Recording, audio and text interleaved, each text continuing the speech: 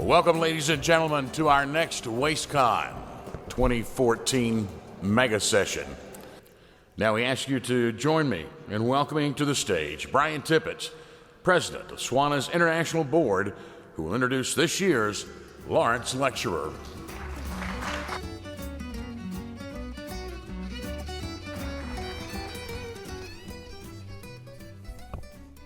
Good morning. I am SWANA. Thank you. The Lawrence Lecturer Award was created in 1984 in honor of Robert L. Lawrence, a driving force in the early development of SWANA. The award recognizes an international leader in either the field of solid waste management or another field of environmental protection. Nominations for the award are submitted by SWANA chapters or the individual members and approved by the executive committee. The award recipient is given the opportunity to address the audience each year at WasteCon. This year, we honor the contributions of Kenneth M. Baylor. Dr. Baylor is a graduate of the University of South Florida and earned his DBA, MBA, and Master of Science in Leadership degrees from the NSU's Huizenga School of Business and Entrepreneurship. He holds a postgraduate diploma in organizational leadership from the University of Oxford in England. He also has completed executive studies at Harvard University and the University of Chicago's Booth School of Business. He teaches and guest lectures at accredited universities in leadership, organizational behavior, management change, business strategy, and human capital curriculum. Please join me in welcoming Ken Baylor to talk to us about job satisfaction.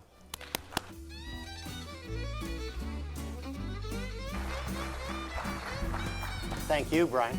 I sure appreciate it. Thanks. I'm going to come up here and get my clicker, and then I'm going to follow him right back down and join the rest of you.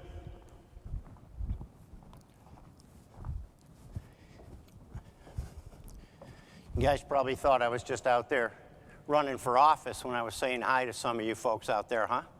Where's the bow ties? My wife said in Texas, this is what they wear. So we'll start that way. A couple things I want to say before I start. I want to thank a couple folks. One, an excellent friend of mine who has been a friend of mine for a long time, and in a very Christian way, I love him. And that's Will Flower right over there, who's one of the great professionals. Let's give him a hand. Will is not only a great professional in his industry, but I happen to have the privilege of knowing his family. And he comes from good stock, too. So there's no surprise as to why he's as good as he is at what he does. The other person that I want to thank is the person who really is smarter than me and gets prettier every year, and that's my wife, right here. She's actually the one who kind of screened all of my research and the things that I did and has been good enough to give me the time to do the things that I do. So I'm happy for that. Why don't you give her a round, too? So. And what I want to talk to you guys about is things that have really been a passion for me. You know, I've been in this industry. I've been working for about 37 years, at least professionally, and in this industry for about 20 of those. But what got me excited about the research that I did was that, you know, we spend an awful lot of time talking about environmental compliance, environmental impact, human factors, safety. But nobody on the planet, except me, I'm proud to say, unless somebody published it last night, at least in the public domain, has spent the time to research our people. And what are the things that really get them excited? What are the things that make all this wonderful equipment that we talk about and all this technology and all this research that so many of you do, what brings life to it? What makes it real?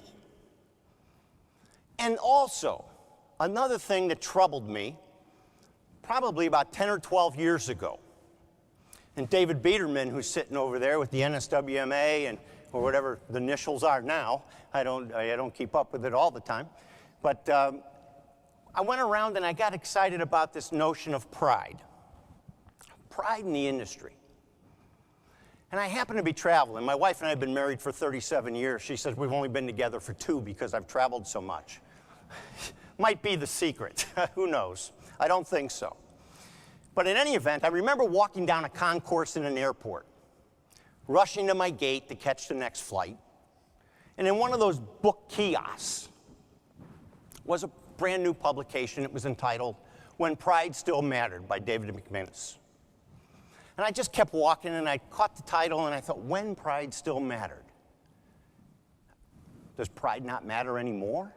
I wonder what that book is about. And during the flight, I began to think of it as it applied to our industry. And in our industry, we're very proud of this industry. We're excited to say we're garbage men. But when we step outside the doors, our shoulders shrug, and people ask us, what do you do for a living? Oh, I'm just a garbage man. Just a garbage man. And believe me, I use the word man backwards and forwards, so it's women, everybody, okay? And I thought, just a garbage man? That stinks. And the people have this stereotypical view of us. Let me tell you a couple stories that happened to me. I started in this industry with the old Burgundy Waste Management in Chicago, in Oak Brook. Went from there to Republic, and now I'm with Progressive Waste. But I remember when we moved to Chicago, which is my hometown, that's where I was from. And I was out mowing the lawn one Saturday morning. My next door neighbor had built this really beautiful home right next door. It's a new subdivision. Built a beautiful home, and I'd watched it being built. It had all the features that we wished we had in our house. I mean, it had a sauna above the garage and a workout room. It was really quite nice. And on Saturday morning, I'm out there mowing the grass, and I'm dressed like you dress on Saturday morning when you're mowing the grass. You know, I got an old pair of shoes on, a ratty pair of shorts and a T-shirt. I hadn't shaved yet, and a ball cap, and I'm just out there sweating. And this guy pulls up in a Mercedes-Benz next door in his house and walks over and says, hey, neighbor, glad to meet you. I'm Mike Peternell. I'm a big hoop-de-hoop with AT&T, and you can look at my house and see I'm big. You can see my his and hers Mercedes-Benzes. I'm a big guy. In fact, I'm so big, I'm big. And my wife, she's even bigger than me. She sells nuclear component power parts to something in Michigan, and she's big, and I'm big, and we're big, and you're glad to be living next to somebody as big as us. You get the drift, right? You know, he's a big shot. He says, so tell me, neighbor, what do you do? I said, oh, I'm just a garbage man, but don't worry, they don't let me park the truck here on weekends. And he laughed just like all you did. And he says, no, really, what do you do? I said, no, really, I'm a garbage man. I said, you know, in fact, I work for this great company called Waste Management. And that was back when, you know, the temperature changed 5 degrees. They gave you a new jacket and shirt for it. You know, we had belt buckles, bags, and everything. I said, I'm going to make this street Waste Management row. I said, I'm going to have every kid carrying a book bag that's got a feather on it, what we used to call, remember?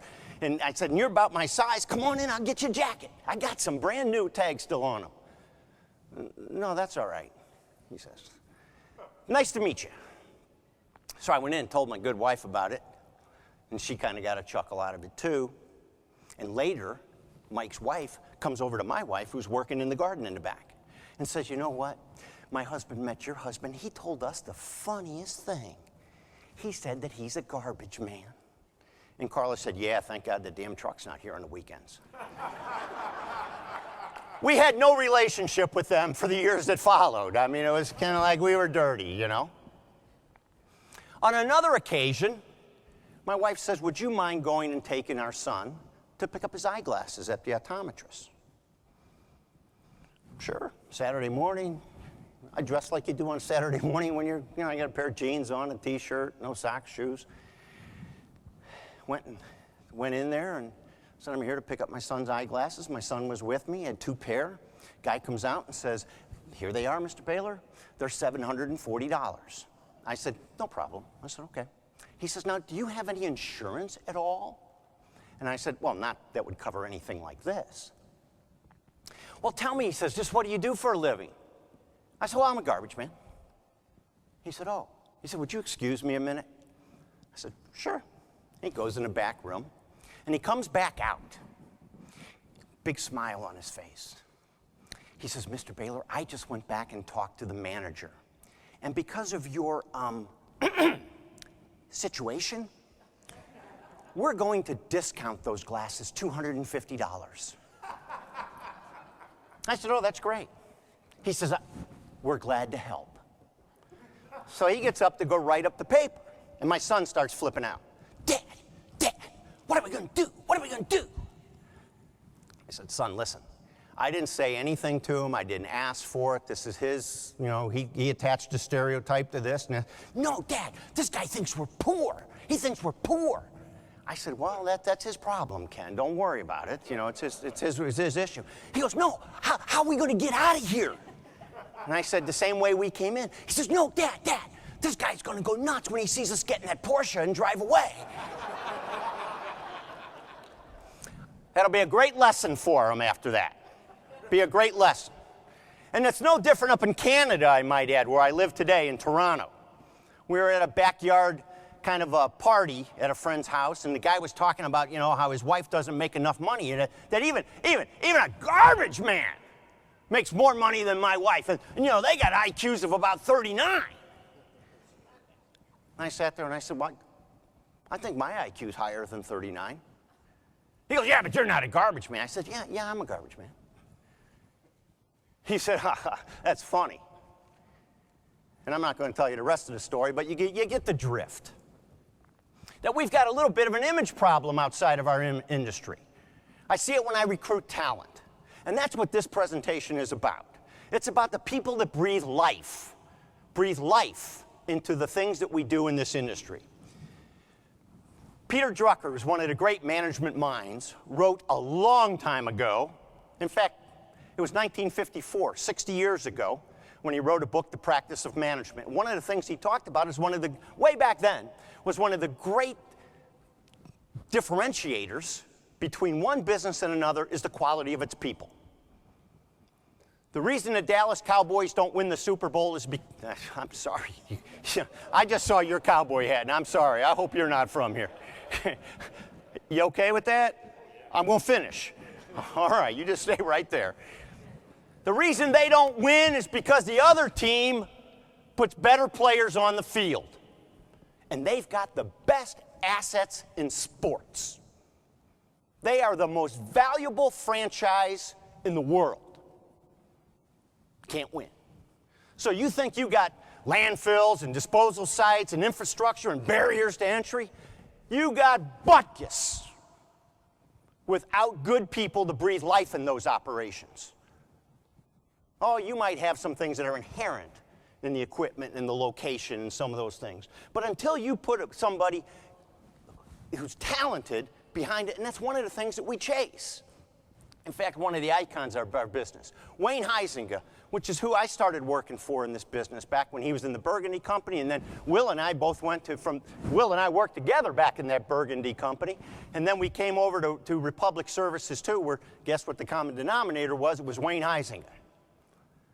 And he believes that the most important thing, and I've heard him say it about his other great successes, Blockbuster, AutoNation. AutoNation was floundering until he finally found Michael Jackson.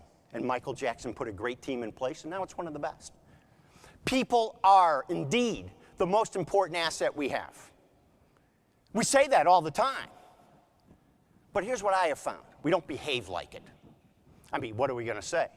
We're going to call together a group of all of our employees and say, welcome to our company. You're number 6 of my most important things. We're not going to say that. That big compactor is more important than you. We certainly wouldn't say that. Who would? Nobody would. So we say the thing that's appropriate to say. You are my most important asset. Help me make money. Go stand in front of any piece of equipment you have. Any piece of equipment, a computer, anything. And nothing will happen until a motivated individual engages it and knows what he's doing or she's doing with that piece of equipment. Nothing happens. Yet we don't talk about it much in this very labor-intensive industry. It's the last thing we talk about. In fact, with all due respect, look at your program for this conference. This is the only presentation aside from safety that has anything to do with people. When I started doing this research in my doctoral program, I had a professor who criticized, and the whole process, by the way, is one of criticism. You have to defend it. Whose whole thing was, who cares? It's the garbage business. Well, here's what my answer was. Well, I'll tell you what, Randy, here's what we'll do. We'll leave yours on the curb in June, July, August, and September and see how you like it. And in October, I'll drive down with my truck with the loudspeaker on top singing Toby Keith's song, How Do You Like Me Now? We are an important service. Look at the value that we bring vis-a-vis an overnight delivery letter. I asked my son, who lives in Connecticut, just bought a new home. I said, how much is your service? He says, $25 a month, not bad. He says, I'm happy with it. Now, the guy comes every week, picks up a 90-gallon container for $25 a month. Why don't you ask FedEx or some other express shipping place to come pick up a 90-gallon container and take it from your place to the disposal site and see how much you get charged? You don't think we're a good value? But we have to provide good service. Who provides good service? People. Speaking of FedEx, FedEx says PSP, People Service Profits. You take great care of your people, they'll provide good service, and you'll make a profit. I think that's the same thinking we should have in this industry. Because we got these beautiful $300,000 trucks and all these other things and all this technology that we can use, and these MRFs and every place else that are starting more and more to look like manufacturing operations, very sophisticated. And if we don't have great people behind the wheel, what happens? We have lousy service, we have safety issues, costs go way high. I'm going to show you some here in a minute. We've got to get people who are motivated. How many of you suffer from too much talent in your organizations? Man, we just have no trouble. I'll tell you what, we get good applicant flow every place I've ever been. Great applicant flow. No talent. When it comes to drivers, the backbone of our industry, there is a shortage, not just within our industry, but the over-the-road guys are griping too. There's just no guys that want to pick up a job for $60,000, $70,000 a year, and I don't understand that when unemployment, they say, notionally is 17%. And when we have people that don't have the talent to do the job or have a blind spot in the qualifications, what do? Do we train that person? No, we go hire one or two more to fill in. And there go your costs. There go the complications. And we do it all the time. Every organization I've ever been in, I mean, frankly, I was in manufacturing for a while. I worked at a firm that we represented clients in 44 states. It's not unique to our business. I'm not picking on just our business. It's a phenomenon. That we know this. Turnover in this industry straddles 24 to 40% in the main. Some places it's 100%. Some places it's 72%. What are we doing about it? Do we look at how we're handling the situation? No. We look for the next great hiring process. And that's not the answer. How can we hire faster? It's like putting water in a bucket and it's got no bottom. And we're missing opportunities here. If we get upstream, is what I'm trying to bring home to you, we can fix this stuff and we can stabilize our industry from an employment labor standpoint. I think we develop better service brings higher prices. In my core, I'm not an HR guy. I'm a businessman. I'm a businessman who manages human capital for the purpose of maximizing the profits of the organization. That's what I do. I'm not the health and happiness crowd. I don't do your picnics. And I'm not the cloak and dagger gang that conducts the secret investigations behind your back. That is not what my HR department does. And anybody who gets engaged in that will be gone. Do you hear that? In case somebody is watching. We're going to have to change. We have to change our thinking. And there is no constituency for change. You know what the alternative is to change? Irrelevance. We have a tough time changing. I have a tough time changing. Take simple things. How many of you use your right hand to brush your teeth? Try using your left hand for a week. See if you make it. Take a different route to work and see if you don't get your heart rate up a little bit. Simple stuff. You know, my wife, God bless her, I'll say, let's go eat at this place. She goes, oh, you hungry for macaroni? Because she knows that that's the only thing I order when I go there. How predictable am I? You know, I think I took a walk on the wild side when I stopped wearing black socks and went to these striped things. I had to take 3 tablets before I put this bow tie on this morning. It's different. Dare to be a little bit different. Think a little different. Critical thinking. Critical thinking is important. How many of you have told somebody or have been told yourself, you got to think outside that box? Give me some hands. Huh? How many have said that? Got to think outside the box, right? You don't.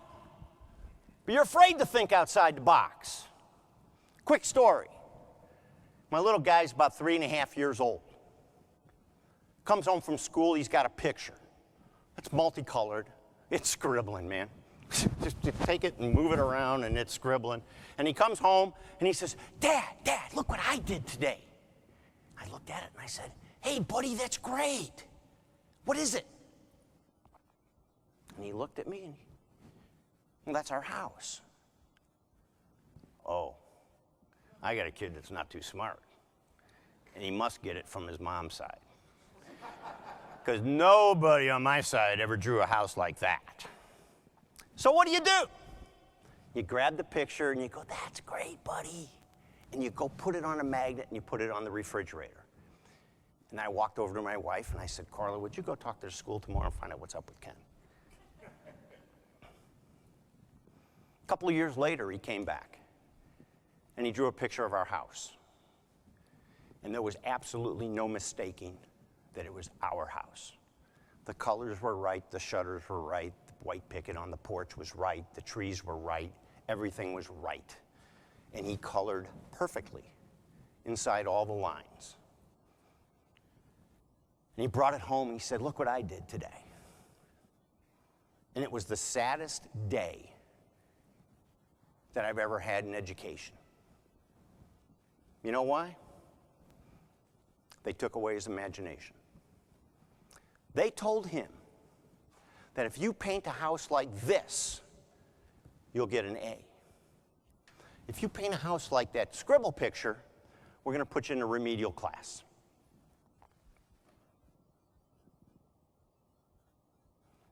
I was reminded of a quote by Mark Twain the other day. I never let school get and interfere with my education.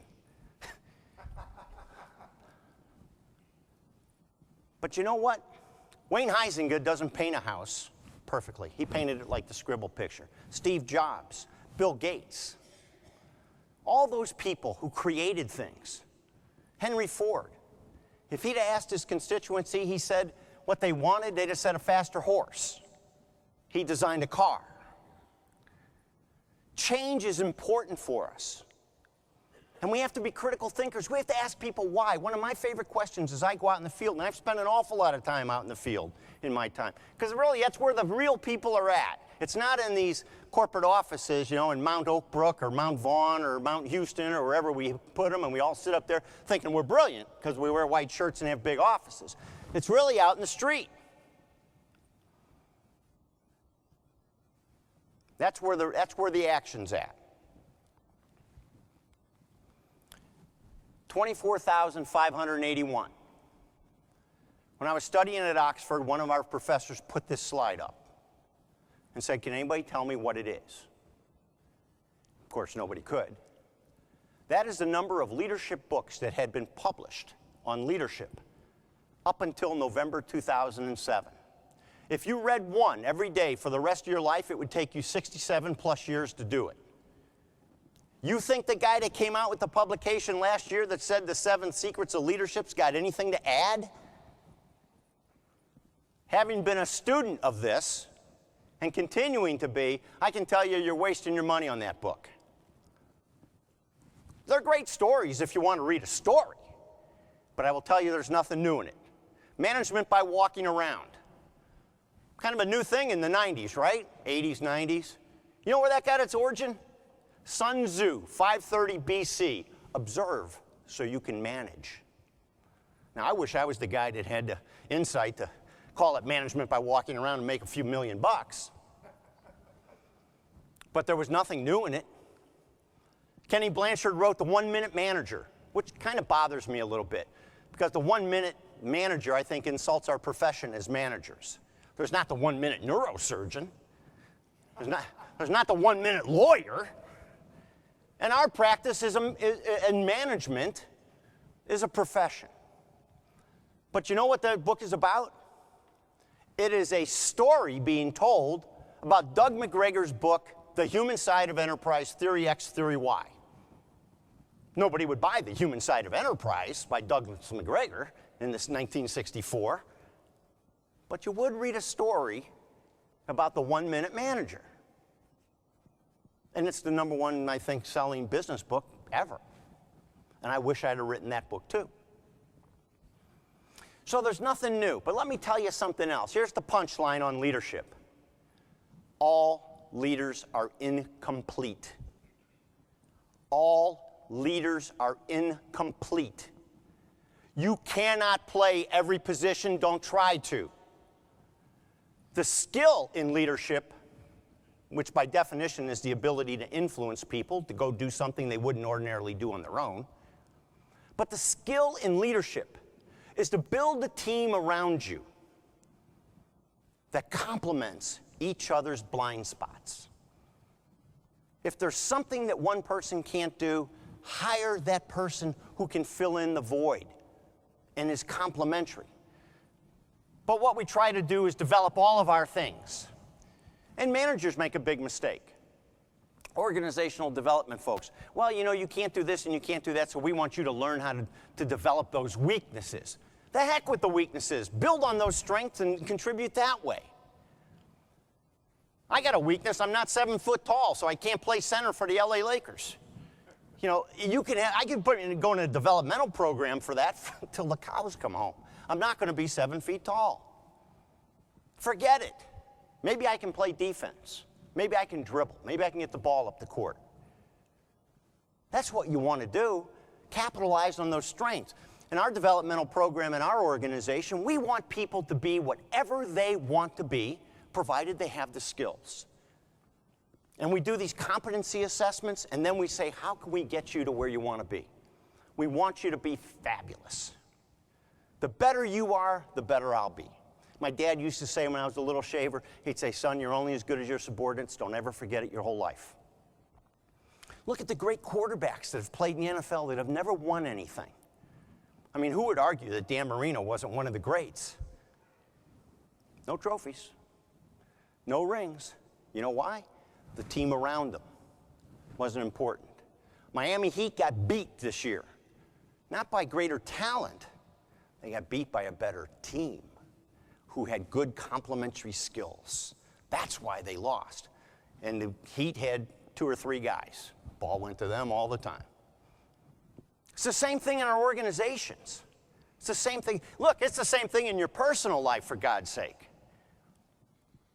I didn't want to marry somebody to look just like me and act, thank God, but who look just like, but you get somebody who's smarter than you are and better looking than you are and can cook.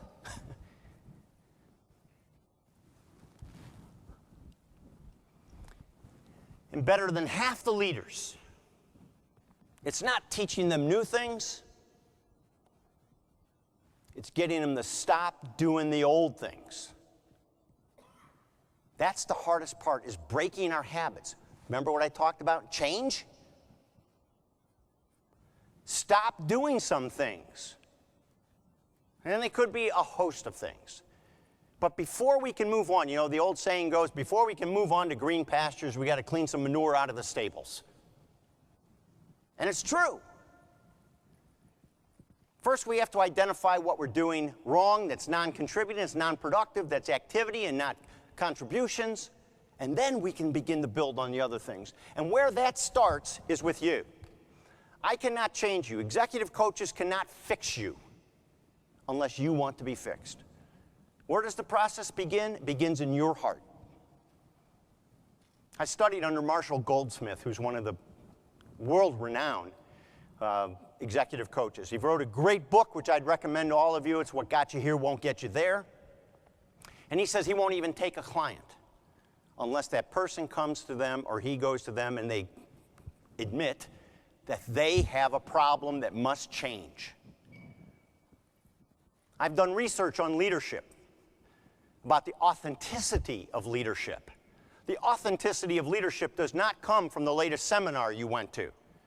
What my research demonstrated was that it probably came from what happened to you between ages 0 and 18, growing up. Who are the influences then? Those are the traits that you'll gravitate to in crisis. When you're uncertain about where to go, those are the things that will come to your mind consciously or unconsciously, but that's what they'll do. Absent a life-changing experience of some near death, something that really shocked your life and your system, where you finally said, you know what, I'm not going to do that anymore. I'm going to lose 100 pounds or whatever it is. It's learning what to stop. And there's lots of opportunity. Lots of opportunity.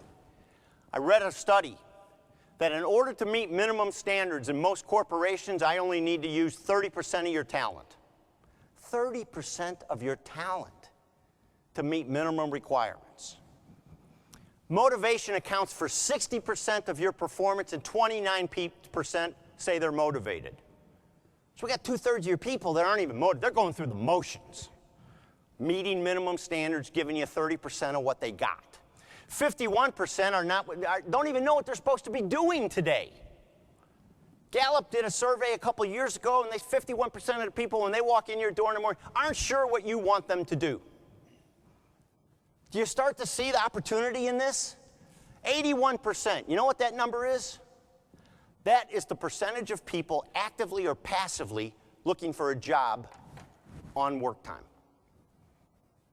In fact, there's one company, I think it's Microsoft, check me on that, who's got a button that when you're applying for a job online, it's got a button that says the boss is coming. You hit that button, it erases everything on your screen, puts you back to your home screen, and saves all your work. They know what's going on. They know what's going on. 35% say their boss doesn't even listen to them. I bring them ideas. You wonder why ideas don't come to you? Because you don't listen anyway. I learned that lesson a long time ago. So why should I come back? 45% say they could be better than their boss. And a whole bunch of them, including my research, says the boss is a jerk. People don't quit companies, they quit the boss. My boss is a jerk. Incompetent, crappy interpersonal skills, treats people with abuse, strips the bark off of them, thinks it's cool to yell at them. Let me give you a clue. You yell at people, and I've learned this in my own life because I was a screamer once. The louder you yell, the less people hear you. It does not work. And in this business, I hear it all the time. Well, Ken, hell, that's the way I came up. Man, look at you. That's why we're having this conversation, dude. Because you're a problem. Well, hell, these kids are just soft these days. These kids just, they just haven't got it. I tell you, these kids are smart. Don't kid yourself about these kids coming out of college. They got it. They just don't want to do it the way their dad and their grandpa did it. I was at a conference it was a board of directors seminar. And it was on cybersecurity. 2 days. You know what struck me the most, besides anybody can get in your computer anytime they want to, by the way, takes them about 8 seconds, is that the chief strategy officers, the chief marketing people, the CEOs, not one of them had crossed their 30th birthday yet. Not one. These kids are smart. They just got a whole new way. They're wanting to change the world. They're like Steve Jobs. They would have put a dent in the universe. And you know what I say? And I was a slow comer to technology, very slow comer. When I went to work at Republic, first day on the job, they brought me a computer. I said, what's that for? And they said, oh, everybody's got a computer, Mr. Baylor. I said, nope, got a secretary and she'll take care of all that. No, everybody's got one. I said, nah, you get that thing out of here. I don't know how to operate it anyway. So he took it out. 2 weeks into the job, I couldn't understand why I wasn't being invited to any meetings. Well, I was. It was just by computer. So I went and got the computer and bought a Computers for Dummies book and went home to my wife, actually, and said, how do we turn this thing on? And can you give me a little tutorial? She took me as far as she could go, and then she turned it over to our 7-year-old, who gave me a good teaching in the whole thing. So don't be a jerk. That's the #1 reason people leave a job. And it proved out statistically in my surveys here, and we'll talk a little bit more about it, but the reason people leave, and the problem that I've had in this business is the turnover of our people. I don't think there's any reason for it. And let me give you another setup for that. What struck me about it is, when people left my company, which I believed was the best in the business, our objective was to be the best in the business and to treat people with dignity and respect in the best way. Why in God's name would they go to work for another company? Because that other company was almost universally another garbage company. They weren't leaving because they wanted to go build ships. They weren't leaving because they wanted to go to the tech business. They were leaving to go to work for another garbage company. That troubled me. Something was wrong there. Why would anybody want to leave the best? Well, maybe we weren't the best. Maybe we had some pockets that weren't living up to our standards. Which takes me to the next point I want you to have. Don't you make any apology for a high standard. None. No apologies. We don't have to dumb this thing down. People want to be winners. You know, take the U.S. Marines, for example. Imagine the recruiting. You're going to get to come join us. We're going to put you through some training that's going to make you puke about every 4 hours. Then we're going to give you a gun. We're going to send you to some godforsaken place on the earth, and you might die. They've never missed their recruiting. Never. That's pretty good.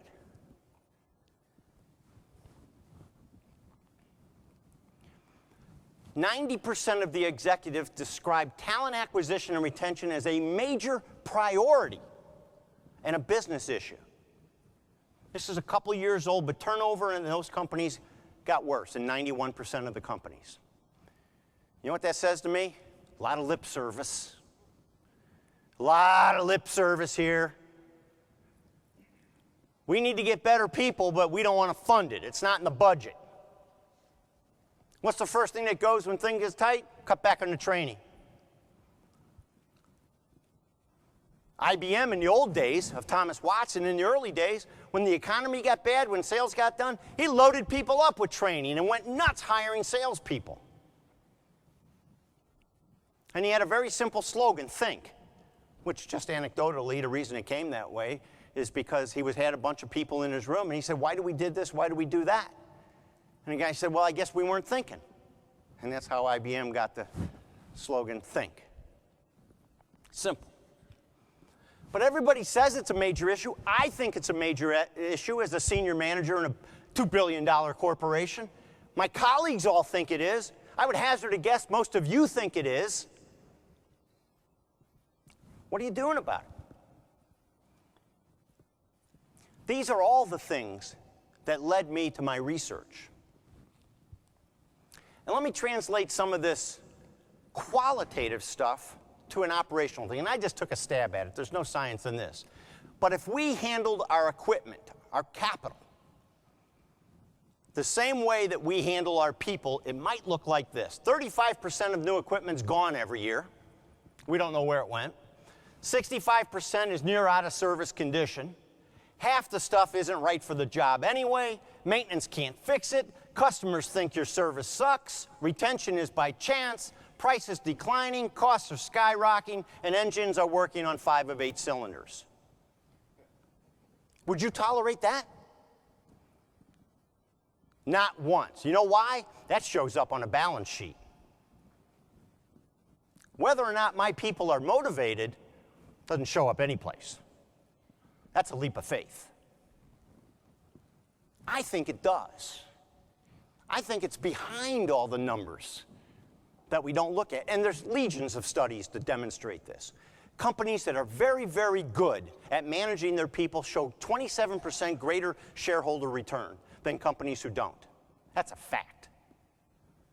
That's a fact. There's money in them there hills, folks.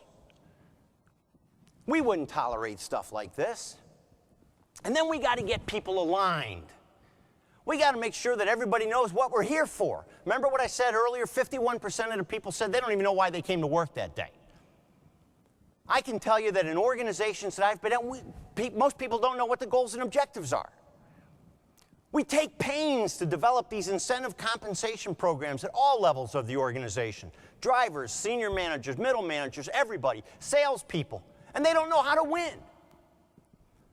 And they go to their supervisor and say, excuse me, they go to the supervisor and say, hey, I don't understand how my paycheck is going to go. And you look at me, that beats me too. What's the first rule of employee relations? Don't mess with the paycheck. What's the second rule? See rule number 1. If you can't explain to me my paycheck, what do I infer right away? You're screwing me. We're playing a shell game here. Something's wrong. If my paycheck's different every week and you can't tell me why, something's wrong. Now it goes to trust and confidence in the organization. My boss becomes a jerk. I'm going to go find somebody else who can pay me straight up. But this is my favorite story that kind of illustrates the whole thing. President Kennedy's touring Nassau comes upon an individual in the hallway with his tour group and says, what do you do? He's a janitor. And he turns and says, I'm helping put a man on the moon. That is alignment. When everybody knows what they're supposed to be doing. If that person doesn't contribute in some way, and a janitor's pretty important. Pretty important. Everybody has a different assignment. It's just different. I think all this notion of, CEOs and senior managers and guys that wear white shirts being the most important, poppycock. Poppycock. My CEO can go and play golf all day long or call in sick and be gone. I don't pick up the temp service and say, hey, could you send me over a guy about 6'2", dark hair that can talk Wall Street, please, for the day? I don't do that. But my driver calls off sick and I got about 10 minutes to fill the job. My receptionist calls off sick. I'm walking up and down the hallway saying, who's going to answer the phone today, right? Now. We're open. So who's more important? Who's doing your job today? The most important people you got out there are. Guess what? My dad used to go on these 3-week vacations in August back in the good old days, 50s and 60s. And my dad used to always say the greatest compliment he could ever get, and he was the boss, was that he could be gone for 3 weeks and the boss in Cincinnati didn't know he was gone. Because everybody did their job. And my dad took great pride in teaching people so that he had nothing to do. That's where I got this notion of you're only as good as your subordinates. My dad was a Northwestern guy. He used to recruit people from Northwestern. And he says, the greatest thing I can do is have nothing to do today. Jim Cosman, who passed away recently, was our boss initially at Republic Services. And I remember when Jim came into my office one day and he'd say, Kenny, I know you're doing your job when you get a rocking chair in here in my office. He's right. We should have nothing to do, some of us at some level, because we've taught people how to do this stuff. So alignment is very important. What are you trying to accomplish? Your organization, you, all the way down, does it cascade down into the organization? And do people know? Because that's how you make your job easier. That's how you make your job easier. But you know what we're missing? Getting back to that leadership piece, you know what scares us about that? Well, if information's knowledge, or is power. And if I tell you everything I know, you might be smarter than me, and you might take my job. Well, then you go get another one. What do we say in this business? I'm going to need a little bit more than that, but I'll hurry up. What do we say in this business? I was looking for a job when I found this one. You've got self-confidence, aside from integrity, price of admission.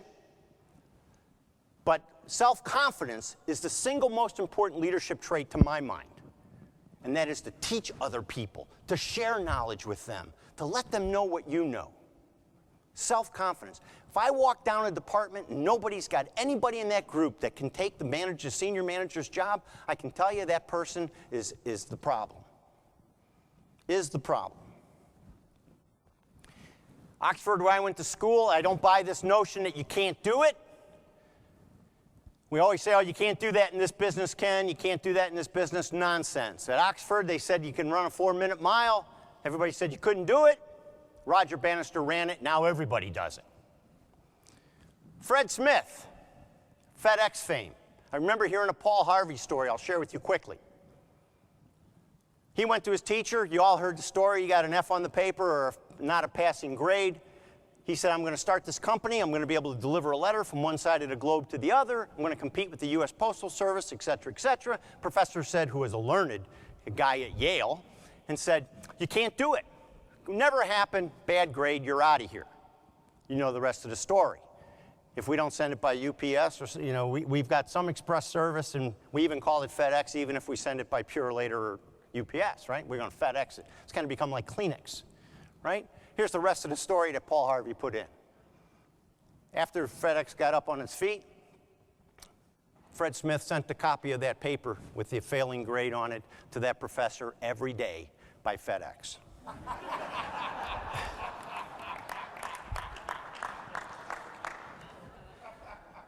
So for you engineers out here, here's an equation for you. If you always do what you've always done, you'll always get what you've always got. You've got to start thinking differently. Our industry must think differently. I've watched it in my 20 years on the inside think differently. We've got to accelerate that pace. We've got to get ahead of the consumer demand, in my mind, and it starts with our people. And the behavior of your people will be a function of the people in the situation. The environment that you create. Break it down to the Pygmalion effect. I think you're stupid, you'll act stupid. I had a high school counselor that told me, it's a shame you're such a good athlete, Ken, because you're just not smart enough to go to college. I cannot wait for the reunion. Why do we tell kids that? Why do we tell somebody, well, you're just not good at math? It'll become a self-fulfilling prophecy, I assure you, every time. So here's my research real quick. We had 3 surveys. The methodology was we did a public company, a private company, and a unionized company. The statistical techniques, you can see what they are. They're going to bore the heck out of you. My key theory was Hertzberg's theory. He said there's 2 continuums. There's things that will dissatisfy you but never satisfy you.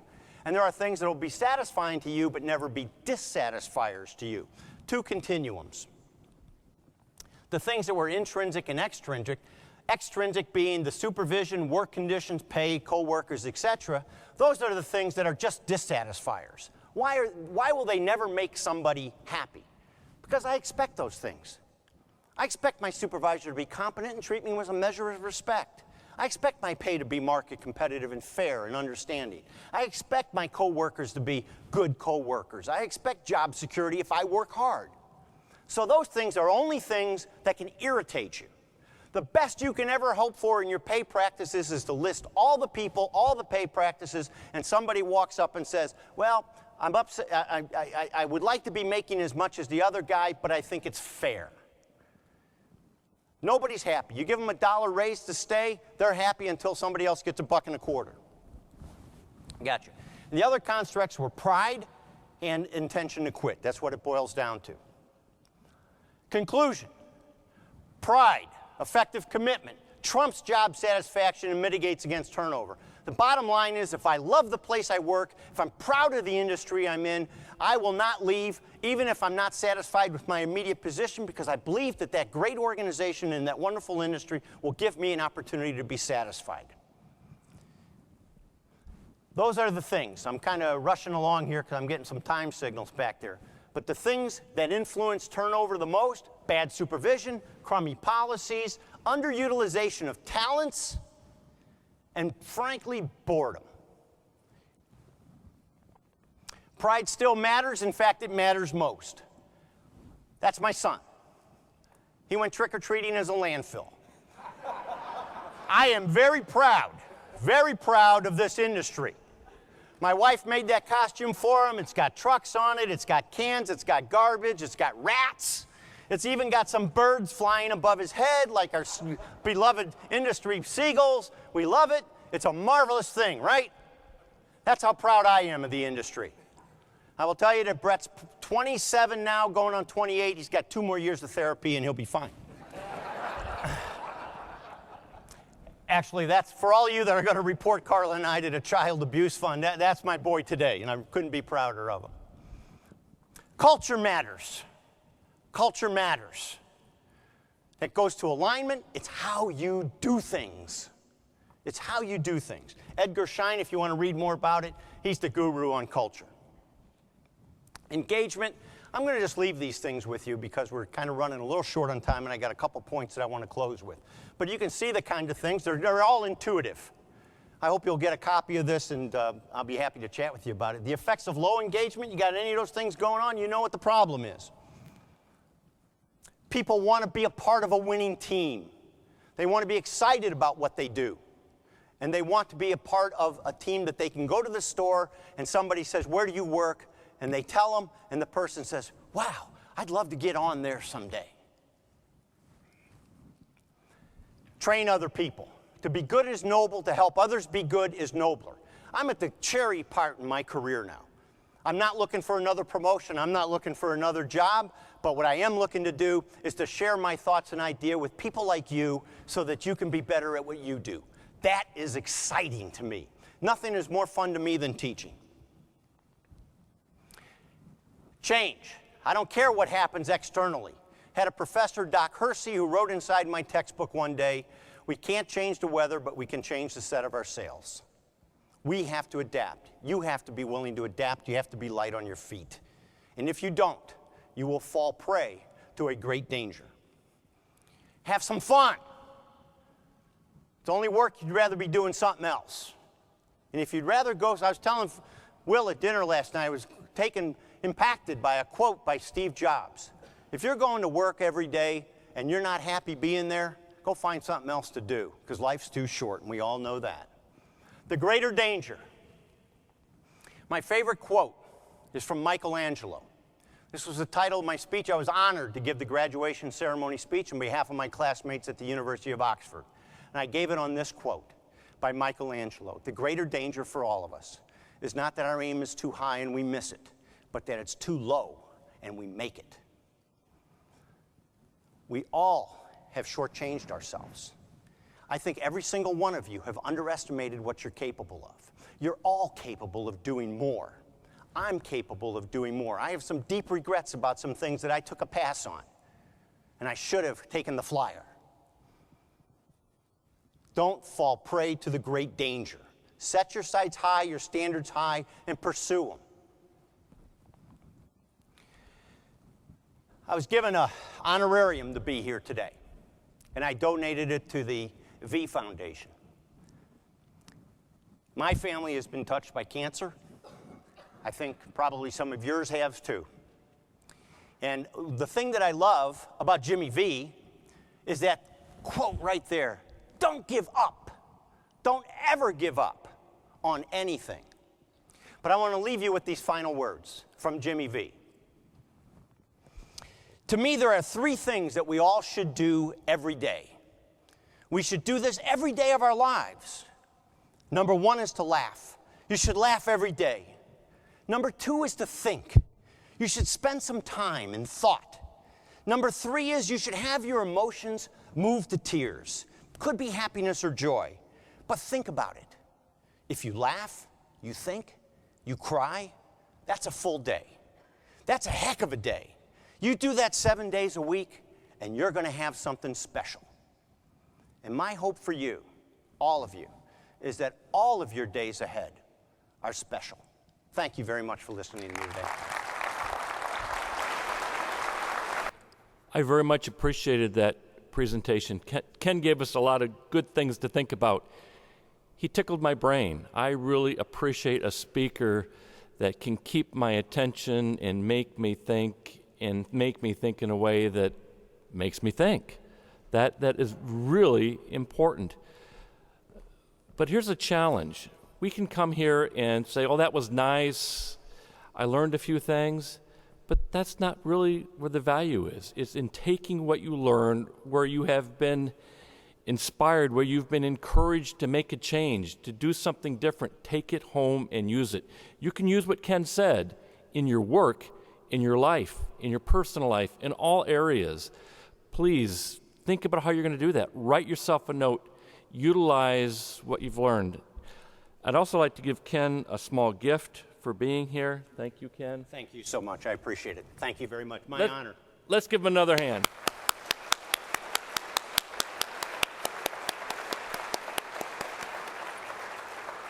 Thank you. Thank you so much. I sure appreciate it, and the foundation will appreciate it too.